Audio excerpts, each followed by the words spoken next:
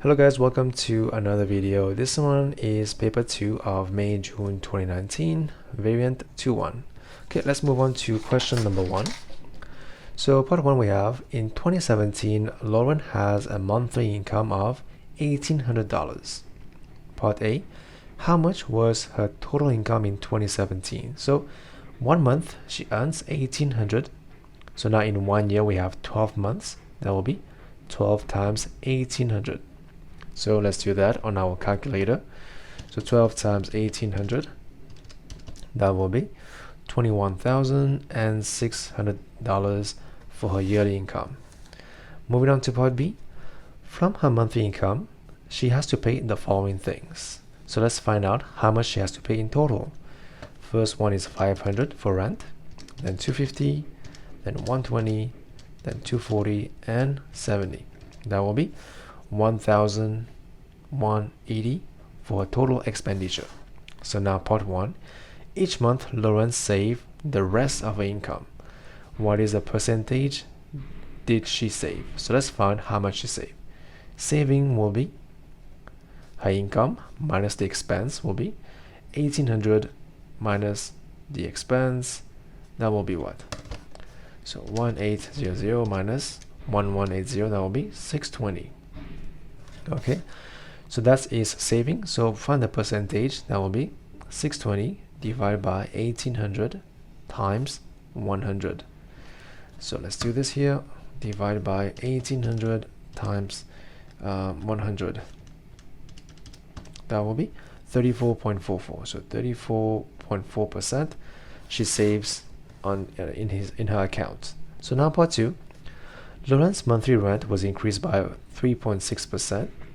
Calculate her new monthly rent. So if it was increased, now the new rent will be 103.6%. That's the new rent rate. So that's the percentage times the initial rate is 500. So times 500 to find the new cost of the rent. So 103.6 divided by 100 times 500, that will be 518. So now her rent costs $518. Moving on to part C.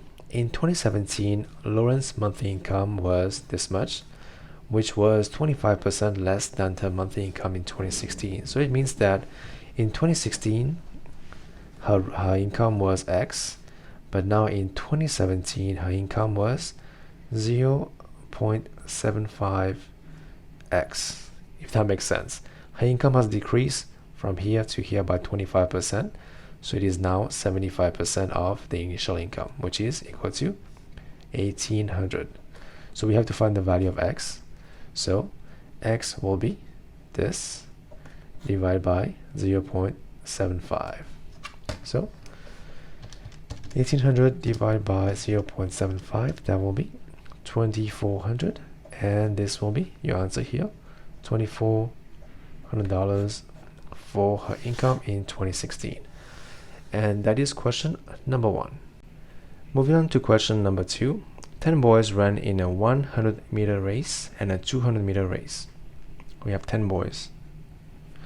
The table below shows the times in seconds. So this is time for 100 m, and this is time for 200 m race. So here we see this is the y-axis and this is the x-axis. So let's label the table. So this is the x-axis and this is the y-axis. So now question part 1. A. Complete your diagram. The first 5 points have been plotted for you. So we have up till here, we have to draw the rest of the points. So x and y. X is 14.7 and y is 32.5. So let's go on the graph. Where is 14.7? 14.7 will be is 5, 7 will be here. And we have to find 32.5. So where's 32.5? 32 is here. So go up this way. It's 31, 32, and it will be in between. Okay, and then we move on to the next one. Next one we have 13.7 and 28.4. So 13.7 will be 0.5, 7 is here, and then we have to find 28.4. So 28.4. So this is 29, 28 will be here, 0.4. Next one will be 12.9 and 26.1. So 12.9 will be on this side, and 26.1 will be here in between this one. And we have 15.2 and 33.5. Okay, so 15.2 will be here, and 33.5.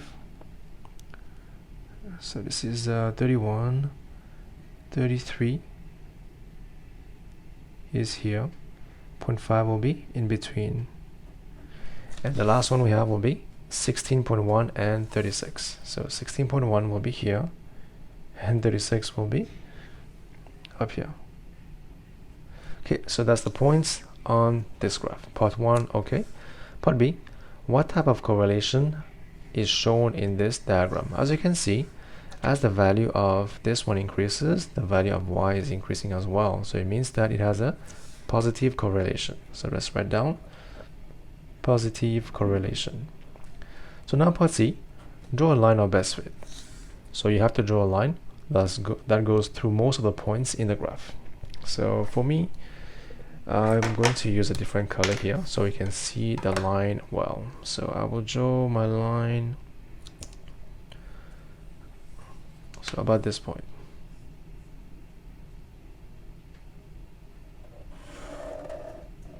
So it goes at least to most of the points that I have. So we have 1, 2, 3 here, 1, 2, 3 on this side. It goes to most of the points equally.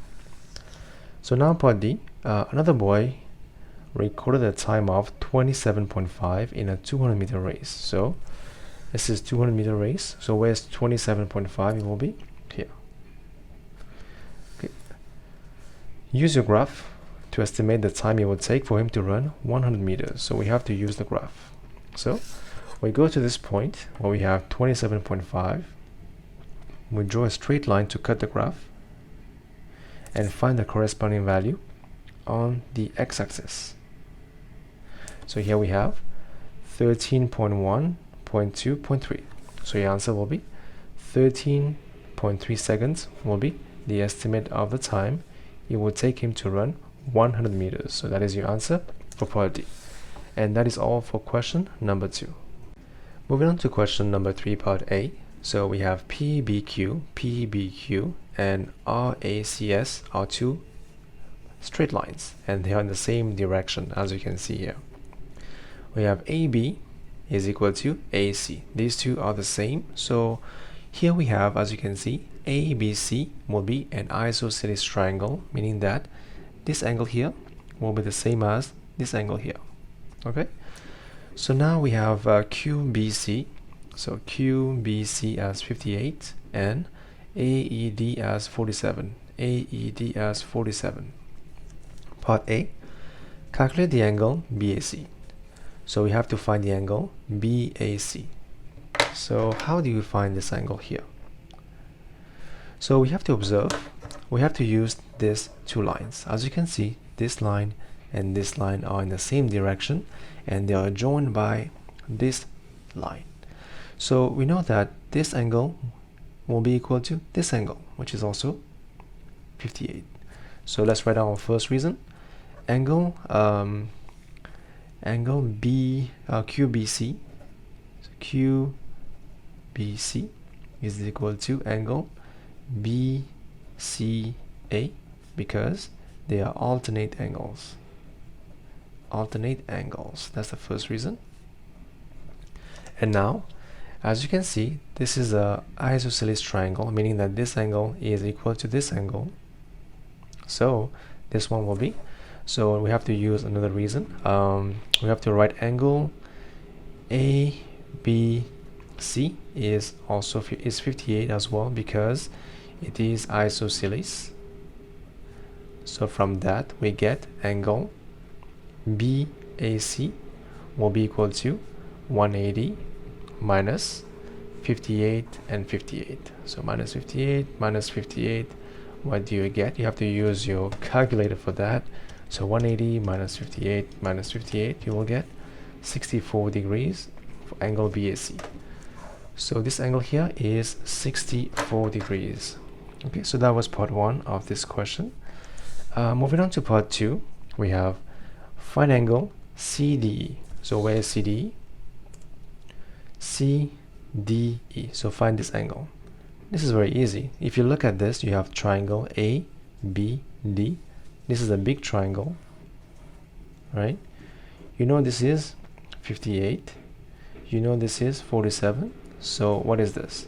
So we have to do 180 minus 58 minus 47. That will be 75. So your answer here will be 75 degrees for angle CDE. So make sure that you show you're working in this section. So just write 180 minus 58 minus 47 to get 75. Okay, so now moving on to part B of this question number 3. So now we have, as you can see, we have a few shapes here. We have M, N, and angle X. So it says the region M shows part of a regular pentagon. Pentagon has 5 sides, and the region N shows part of a regular octagon. It has 8 sides. Calculate the angle X. So as you know, we have to find this angle, and then we can find X. But we know that everything together will be 360 degrees. So let's first find the angle of M. M is a pentagon, so we have to use a formula to find one angle of the pentagon. So 5 minus 2 times 180 is the sum of all the angles divided by 5, because we have 5 angles in the pentagon. So one angle will be 5 minus 2 times 180 divided by 5 will be 108. So the angle here is 108. 108. Now what is the angle N? So N is an octagon, has 8 sides. So we do 8 minus 2 times 180 divided by 8. So let's do that again. So 8 minus 2 times 180 divided by 8, that will be 135. Okay, so now we have those two angles, 135. What is angle X? This is pretty easy. So you will say X is 360 minus 135 minus 108.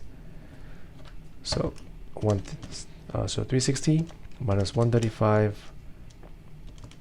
So 360 minus 135 minus 108, that will be 117. So your answer here, angle X will be equal to 117. So just to simplify this, so what is this equation I have used? The top is actually the sum of all the angles in a shape. Let's say if you have a regular shape of all the sides are equal. For example, this pentagon has equal sides, right? Everything is equal. This is a hexagon, but anyways, you understand that if all the sides are equal, if you want to find the sum of all the angles inside, you have to take the number of sides minus 2 times 180. This is the sum of all interior angles in a regular shape. So now if you want to find one of the angles, you have to divide this by n, number of side. So this is what I did here to find this. Same thing for here to find this, and then you use that to find the angle X. And that is question number 3. Moving on to question number 4, part A, express as a fraction in its simplest form. So we have 6y divided by 35 divided by 10y squared divided by 7. So whenever we have divide, we have to convert this to multiply. So how do we do this? The first one remain the same.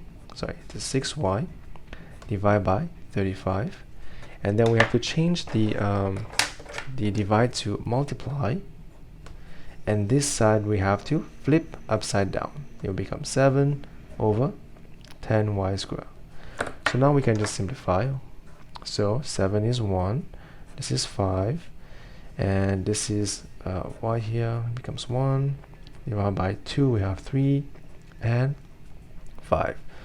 So 3 times 1 will be 3, and 5 times 5y becomes 25y. And this is your answer for part 1. So now part 2, we have k squared minus 16. So let's look at one by one. So k squared minus 16 will be k squared minus 4 squared, which is k minus 4, k plus 4. How about this one? We have to factorize this equation. So we have k squared, we know we have two brackets, which is k times k. And what are the factors of 8? We have 1 times 8, we have 2 times 4, and that's it. For us to get minus 2, we have to have 4 here and 2 here. It needs to be minus 4 plus 2 to get minus 2. That is your factorization of this equation.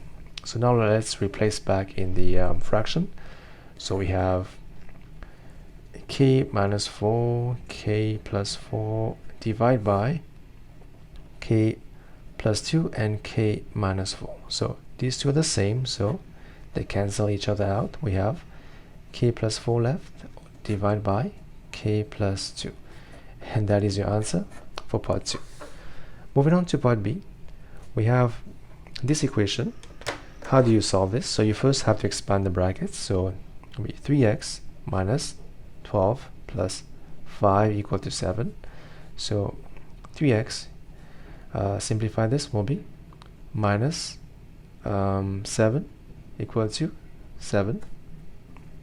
So we can double check. You always can check with using your calculator, so you're sure that everything is fine. So 3x will be 7 plus 7. X will be, so 3x will be 14. So x will be 14 divided by 3. And that is your answer for part B. 14 divided by 3.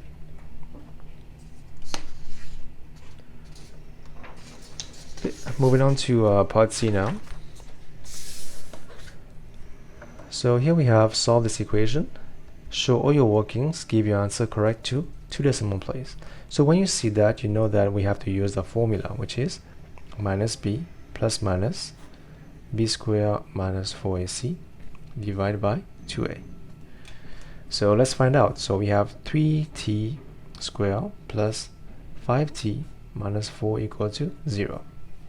So the value of a is 3, the value of b is 5, the value of c is minus 4. So we just have to replace those in the equation to find the value of t here. So let's do that. T equal to minus b will be minus 5 plus minus square root of 5 squared minus 4 times 3 and times minus 4. Divided by 2 times a will be this. So now let's simplify. We have this. So 5 squared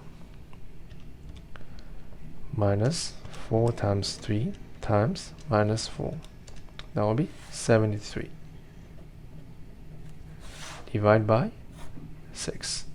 So t can be, so the first answer will be minus 5 plus square root of 73 divided by 6, or it can be minus 5 minus square root of 73 divided by 6. So if you simplify, let's do the first one first. So minus 5 plus square root of 73 divided by 6, that will be 0.59. So your answer needs to be to 2 decimal place, so that's enough. And for this one will be minus 5 minus square root of 73 divided by 6. That will be t equal to minus 2.26. So you have two answers here. The first one is minus 2.26 and 0.59. And that was part C of question number 4. Moving on to question number 5, part A. So we have here A, B, C, D is a parallelogram, as you can see. A, B, C, D, we have AD equal to 6, AB equal to 8, and DB equal to 11. So part 1, using a ruler and a compass only, construct an accurate drawing of ABCD. So here we have AD, which is 6. So we can draw the point B. Point B is 11 from D and 8 from A. So how do we do this? We have to use a compass and a ruler to find those values. So So let's first find the point B. So we have to measure AB, which is equal to 8. So let's do that. So that will be 8 centimeters will be about this point. So we have to go to point A and draw an arc about this point. Okay, so the next thing is we have DB as 11. So we have to measure 11 on the ruler. 11 will be about this point. Okay, so 11 will be from the point D. So go to point D and then draw an arc to intersect the first one. Okay, so here we have this point of intersection will be the point. This is the point B. So we can join them together, A to B. And then we have D to B. And the next point will be the point C. Same thing as well.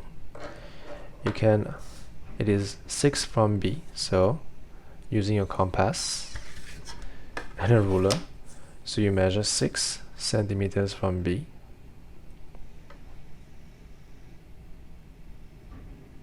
About this point.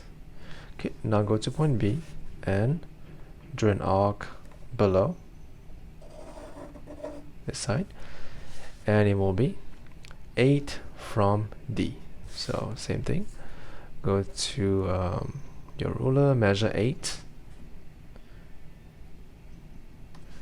and you go to point D, you intersect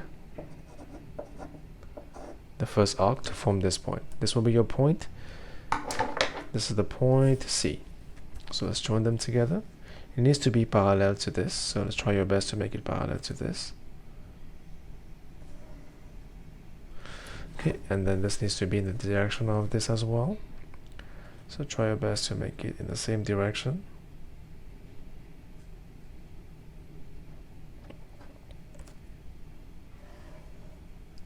Okay, so this is your shape ABCD, which is a parallelogram, which has 11, 6, 8. Moving on to part 2, measure the angle DAB. You have to use a compass for that. So what is angle DAB? So DAB, it is this angle, so we have to measure this way. So this is 0, and this line will be 100, and here we have 1, so 1, 2, almost 3, so that will be 103. So I have the angle 103 for me. Well, you could have 101 or 103 as well. That is okay. It is, they have a small measurement of error that they allow for the answers. So part 3, E is a point on BD such that A is the shortest distance from A to BD. So now it says we have a point E is on BD. Where's BD? It is this line. It is a point E such that A to E is the shortest distance from A to BD. Measure and draw this line. So the shortest distance is always the perpendicular distance. So you have to try your best to draw a perpendicular line to from A to the line AD. So usually you have to draw a bisector, but I will just do this like that. It doesn't need to be exact. So as you can see, this will be the point E. It needs to be a perpendicular distance from A to E. So now measure this distance. It will be about 4.2. Okay, 4.2. So this answer doesn't need to be really exact. You can have 4.3, 4.4, 4.1. It will be okay as well. So just know that it needs to be a perpendicular distance from this two lines. This point and this line needs to have 90 degrees to have the shortest distance. Okay, that was part A. Let's move on to part B now. Let's come closer to this one. Okay, So here we have PQRS is a trapezium with PQ parallel to SR. So PQRS, in the same direction, is a trapezium. So we have SPQ.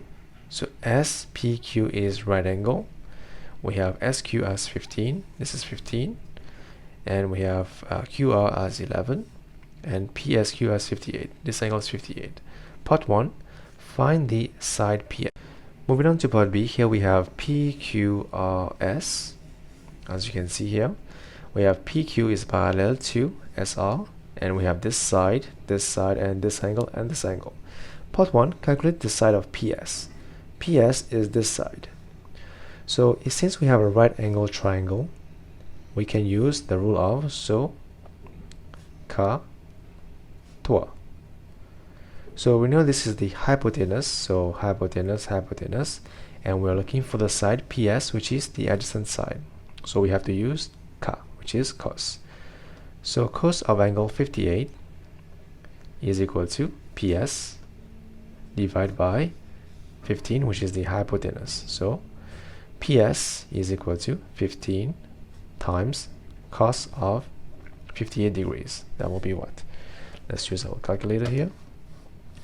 So 15 times cos of 58, that will be 7.9487.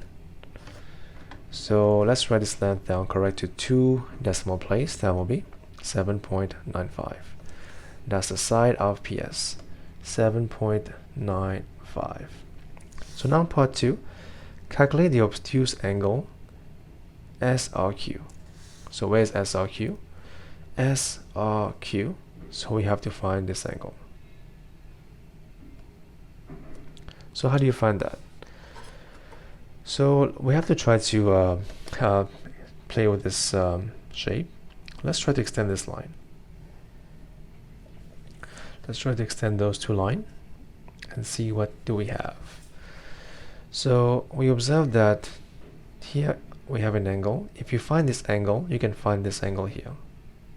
So let's find this angle first, and then we find this one. So how do you find this one? So we know this side is 7.95, which means that if you move in the same distance here, this side would also be 7.95. So now you know this is 90, and you want to find the angle. Let's call it A. So how do you find the angle A? You can use the sine rule, because you know at one angle here and the side here, you know the side here and you don't know the angle here. So what does the sine rule say? Let's write this here. Sine rule say if you have the side here 11 divided by sine 90, it is equal to 7.95 divided by sine A. So you have to find the value of A. So let's write this down here. So 11 over sine 90 equal to 7.95 divided by sine A. So if we cross multiply, we have sine A is equal to 7.95 times sine of 90 divided by 11. Next step, to find A, we have to do S inverse of this answer here. So let's do that. That will be 7.95 times sine of 90 divided by 11. That will be 0.722. Now we have to find the inverse sine. That will be 46.28. So angle A is 46.28. So now the question is, we have to find this angle. So we know angle A. So this angle will be 180 minus A. So let's do that. 180 minus 46.28. So what do we get? So 180 minus 46.28, that will be 133.72. So correct it to 1 decimal place. That will be 133.7 degrees for part 2. And that is question number 5. Moving on to question number 6, part A. Solve the inequality this. So let's expand this first. We have 10. That will be 3x plus 3, 24. So if you want to get rid of the 3, you have to minus 3 everywhere. So 7 minus 3 will be, 10 minus 3 will be 7. Then here minus 3 will be 3x, and minus 3 will be 21. So now if you want to get rid of the 3, you have to divide by 3 everywhere. So this will be 7 divided by 3, x, and here will be 7. So this is your answer for this question. Now part 2, state the integers of x satisfying the same inequality. So let's draw a line. X is between 7 over 3. Let's find out what is 7 over 3. 7 divided by 3, that will be 2.333, and between the value of 7. So in between we have 3, 4, 5, and 6, right? So as you can see, there's no equal sign here, so we don't take this value. We take this, this, this, and this. So state the number of integers. So number is 1, 2, 3, 4, 5. So 5 will be your answer. Okay, moving on to part B now. B, as you can see, we have a graph and we have a region here. So here we have 2 lines. So find the 3 inequalities that define the region. So the first line that define is this line. As you can see, we have a line here which is above this one. So this line is the x-axis, so we know that y is bigger than 0. And then the next one will be this line. So let's first find the equation of this line. So we know that it goes to the point 0, 0 and goes to the point 1, 1.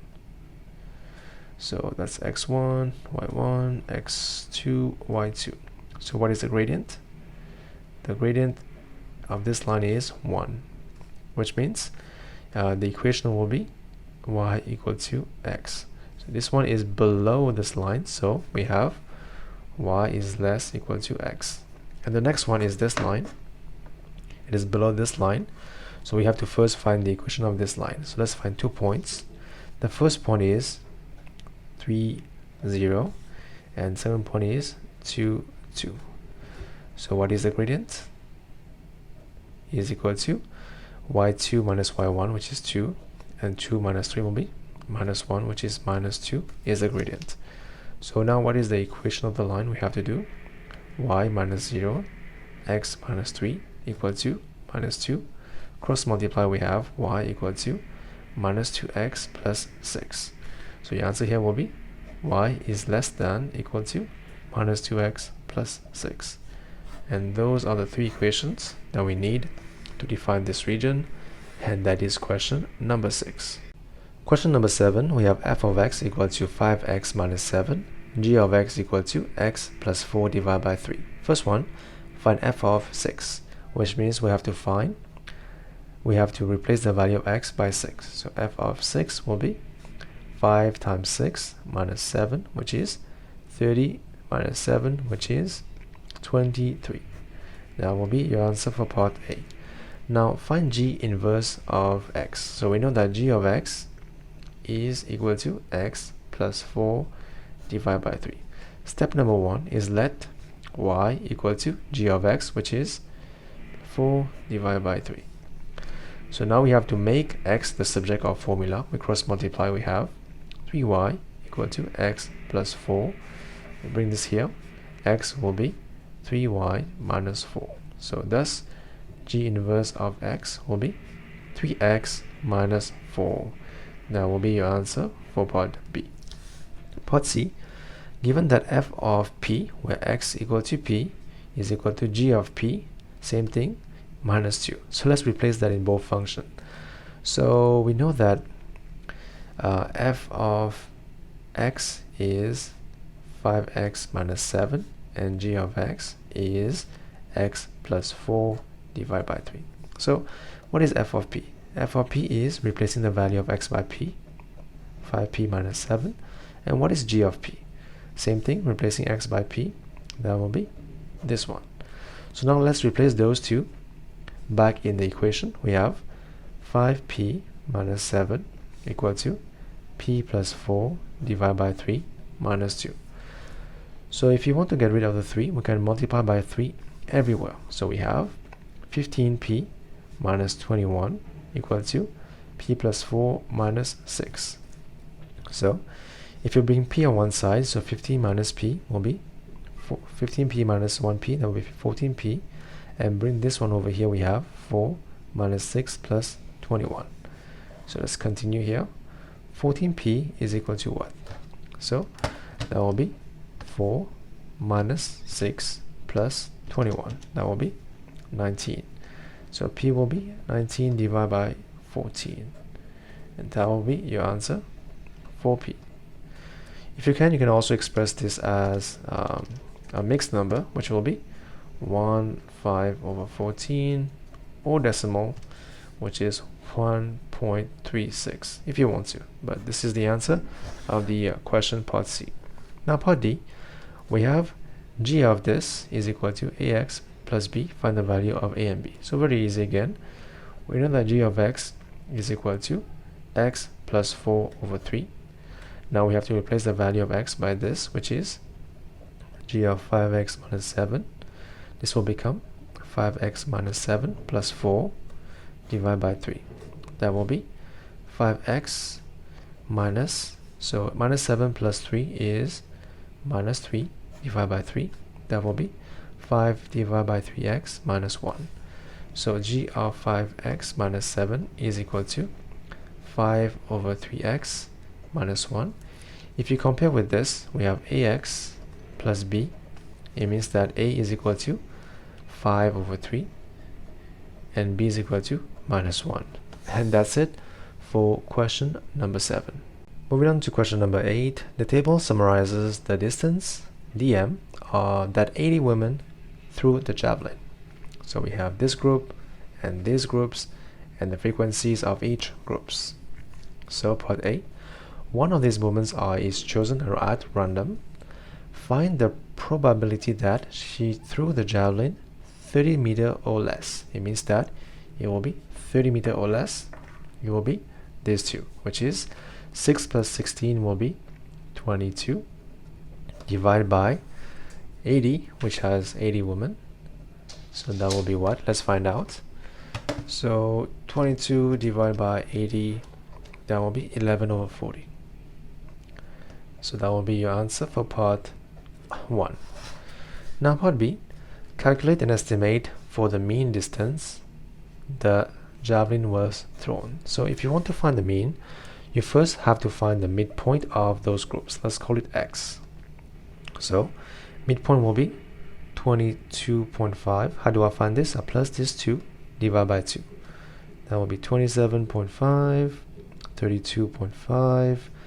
That will be 37.5, 42.5, and 47.5. So we have to find the value of fx, which is frequency times x. So let's do that. First one is 6 times 2.5. So 6 times 2.5, that will be 135. And next one will be 16 times 27.5, that will be 440. And we have 25 times 32.5, that will be 812.5. And we have 37.5 times 18, that will be 675. And we have 42.5 times 13, that will be 552.5. And the last one is 47.5 times 2, that will be 95. So if you want to find the mean, you have to add everything up here, divide by 80. So let's do that. If you add everything, what do you have?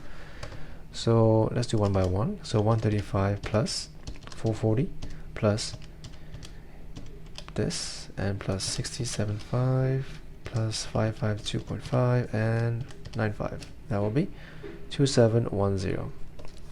So the mean is the sum, which is fx 27110 divided by 80. So divide by 80, that will be 33.875. So you can just write your answer correct to 3SF. It will be 33.9 meters.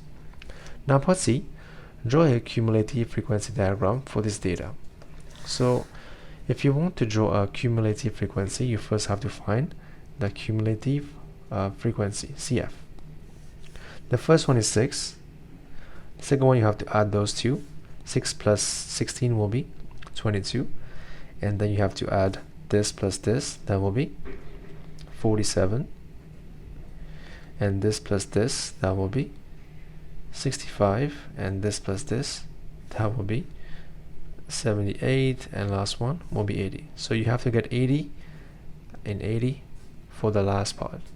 Okay, so now you have to plot this. This will be your Y, and this will be your X. Go on the graph to find this.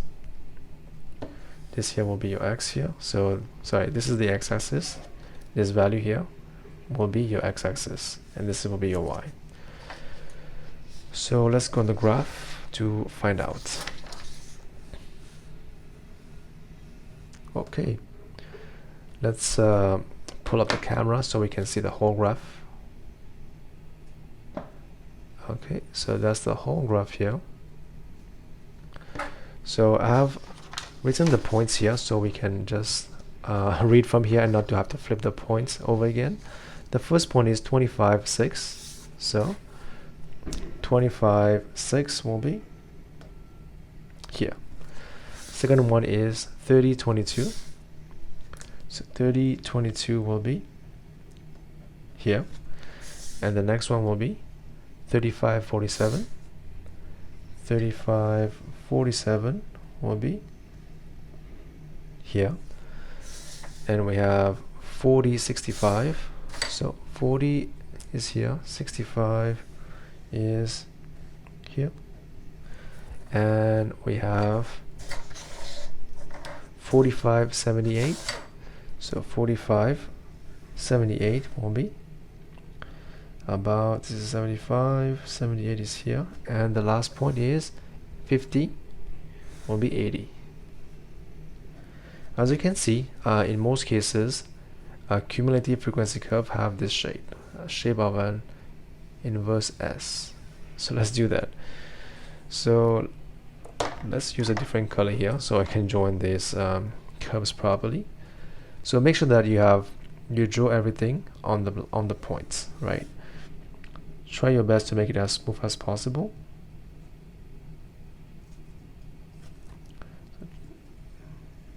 I'm using a pen here, it's pretty hard, but try your best to make it go through the points properly, and the line must be smooth as well.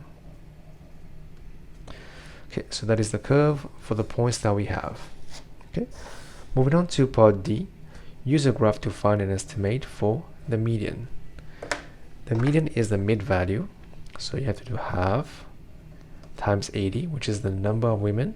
That will be the 40th element. So you have to go on your graph and find the 40th element. It will be here. You will have to draw a line and then find the corresponding value on the x-axis. So this value is what? Let's find. So this is 5, which means this is 1, 2, 3, 33.5. So your answer here will be 33.5. Your answer may be different, but that's okay. You just have to show you working here, how you got the answer, and that's the point that you will get. Part 2, find the interquartile range. You have to find Q3 minus Q1. So Q3 is actually 3/4 times 80. That will give you 60th element, and Q1 is 1/4 times 80, which is the 20th element. So let's find that on the curve. First one is the 60th element. It will be this line. Let's draw that. So 60th will be here. Let's cut the curve first, and now let's cut the curve and go down to the x-axis to find the corresponding value. this one will be here,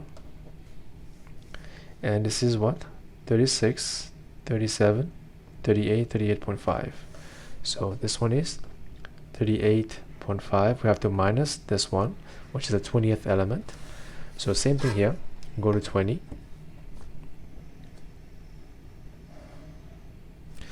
And then find the value of 20. It will be here. So what is this? This is 25, 26, 27, 28, 29, 29.5. So 29.5. So what is the value? 38.5 minus 29.5. That will be 9. 9m will be the value of this. So now last part. Women who threw javelin more than 43 qualified for a competition. Use a graph to estimate the number of women who qualified for this competition. So more than 43, let's find that. Where is 43 here? This is 40, 41, 42, and 43 is here. So we have to draw a straight line and cut the graph to find the number of women who qualified. So that's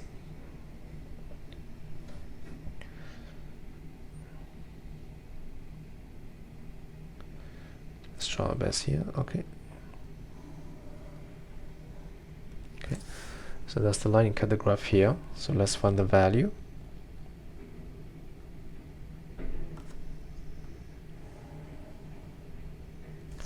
So I have this much women. So this is the number 71, 72, 73, 74.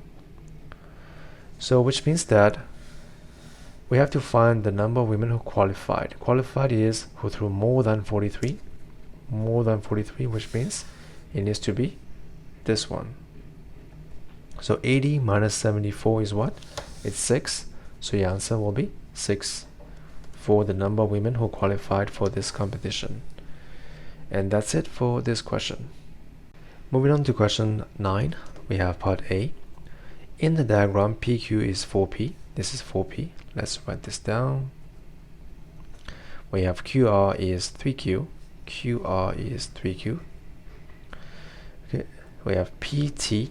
PT is P plus 2Q. So this is P plus 2Q. And QR is, should I write this down here? No, let's write this down here. So we have QU is 2 over 3 QR. So let's use that. What is QU? QU is 2 over 3. QR is 3Q, which means QU is 2Q. So this is 2Q and UR is 1Q. And the last one is PT is 2 over 3 PS. So where's PT?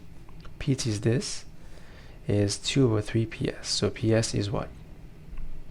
PS is 3 over 2 PT, which is P plus 2Q, which is equal to, let's expand, we have 3 over 2P plus 3Q. That's PS. So what is TS? TS will be PS minus PT. Let's find TS from here. TS will be this minus the inside. We will have half P plus Q. TS is half P plus Q. Okay, that's fine. Let's move on to question part 1. Express as simply as possible in terms of P and OQ, PS. So PS we have found, which is 3 over 2P plus 3Q. Find SR. Where's SR? SR is here. So if you want to find SR, you see that it is, let's see if we have any ratios here, because it is parallel to this line. It will need to be in terms of P. So we can move from S to P, P to Q, Q to R. So let's do that, why not? So let's move to S to P, P will move to Q, plus Q will move to R. SP is equal to, we know PS is this, so SP will be in the inverse direction. That will be minus 3 over 2P minus 3Q plus PQ, which is 4P, plus QR, which is 3Q. So QQ minus, so 4P minus 3 over 2, that will be what? Let's do our calculator so we are sure of the answer. 4 minus 3 over 2, that will be 2.5. So 2.5 P is your answer for SR. You can write 2.5 P, or if you want, you can write 5 over 2 P. That is for SR. Now part 2, state the name of the special quadrilateral PQRS. So where's PQRS? PQRS. As you can see, we have these two sides are parallel with each other, and it's like a triangle. So usually that is called a trapezium. So let's write this down. It's called a trapezium. And the reason is because we have PQ is parallel to SR. That is enough, and they are joined by those two lines. Yep, that's pretty easy. And you can say yes, and the points QR. So Q is joined by so the line PQ and line SR are joined by PS. So you have to look at the drawing. So the line are joined by these two lines, so PS and QR. But the main point is this: it's parallel with this, and they are joined by two lines. So now part 3, find in simplest form the ratio of PQ and SR. So we know the value of PQ. PQ is equal to 4P, which is, in terms of vector, it is 4, 0. And SR is equal to what? SR is 2.5P, so which is 2.5, 0. Find the size, the ratio of the size. So PQ, what is the size of PQ? We have to find the modulus. It will be 16, which is 4, and the size of SR is the same as well. So SR will be 2.5 square, which is 2.5. So ratio will be 4 by 2.5. You have to multiply by 2. We have 8 will be 5. That is a ratio 8 to 5. And that is question number 9, part A. So let's try to move on to part B now.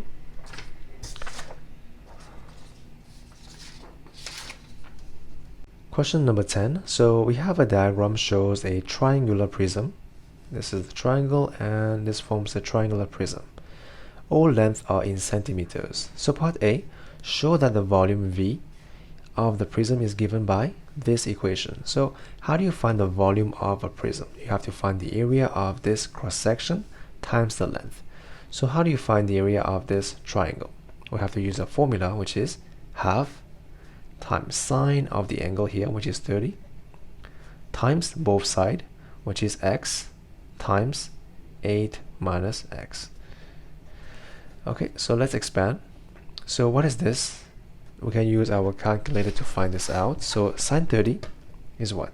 Sine 30 is 0.5, which means half times 0.5 times x times 8. This is the area. So if you want to find the volume, you have to do area times length, which is 20. So this was the area, but if you want to find the volume, you have to times 20. So now if you simplify, divide by 2, that will be 10, times 0.5, that will be 5. So now let's expand. We have 5x times 8 minus x, which is v equal to 40x minus 5x squared. Okay, it is the same as this, so shown as required. Okay, moving on to part B. On the grid on the next page, draw the graph for V, for this volume thing, and then for these points. So 3 points have been plotted for you. So let's have a look at the graph. As you can see here, this is the graph of the diagram. So they have given us 1, 2, 3 points. So 1, 2, 3. So we have to plot the rest, which is 4, 5, 6, 7. So let's find the values first for 4, 5, 6, 7. So when x is equal to 4, 5, 6, 7, what is the value of v? Let's replace in this equation. Value of 4 will be 40 times 4 minus 5 times 4 squared. That will be 80. So value of v will be 80 here. How about this term? When x equal to 5. So 40 times 5 minus 5 times 25, which will be 75. And for 6, 40 times 6 minus 5 times 36, that will be 60. And the last one, 40 times 7 minus 5 times 49, that will be 35.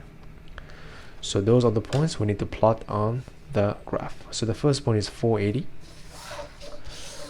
Okay, let's do that. 480. Where's 480? So 4 is here. 80 will be here. Next one is 575. So 5 is here. 75 as well. It will be in between 70 and 80. And we have 660. So 660 will be here. And the last one is 735. So 7 and 35 will be here. Okay, so now we have to join all the points together. Let me use a different color here so we can see the line properly. So these are the points. This is the maximum point. Let's make sure that your line goes to all the points and it is as smooth as you can make it possible.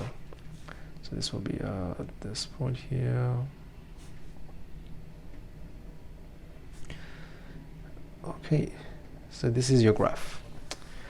So part C, use your graph to find the possible values of x for one of these prisms with a volume of 50. So if v equals to 50, find the value of x. So we have to use the graph, so we have to draw a line on the graph. So this is v-axis. When v equal to 50, find the value of x. So we have to draw a line at v equal to 50. So as you can see, we have two possible values of x. This is the point here, and we have a point here. So let's find those two values. The first value is this one. The second value is this one. The first one you can see it says this is 1. Second one is 6.8. So your answer here will be it's either 1 or 6.8 meters. Now for part D, a cuboid has length of 4 centimeter with width of 3 centimeter and height of x centimeter. So how do you find volume of a cuboid? It is length times width times height. So 4 times 3 times x, that will be 12x centimeter square. Right. So now by drawing a suitable line on your graph, find the value of x. So let's draw this line on the graph. V is equal to 12x. So when x equal to 0, the value of v is also equal to 0. So the first point is 0, 0.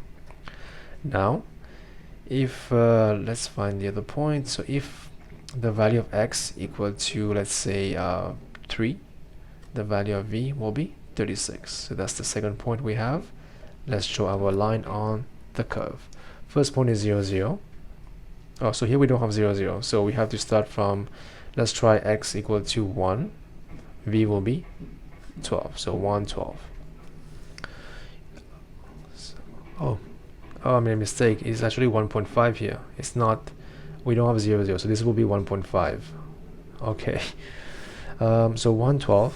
1 is here.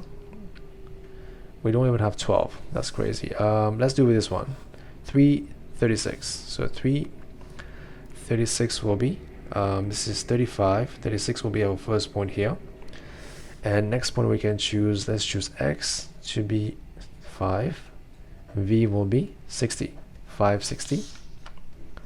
So 560 will be here. So if you join those two together, we'll have the line v equal to 12x. So let's do that and find the value of the intersection. So that's the equation of the line. So as you can see, the curve and the line intersect at this point here. So you have to find the value of x. So x is the x-axis, so you have to draw a vertical line to find the value of x when they have the same volume. So for me, I have my value of x as 5.6.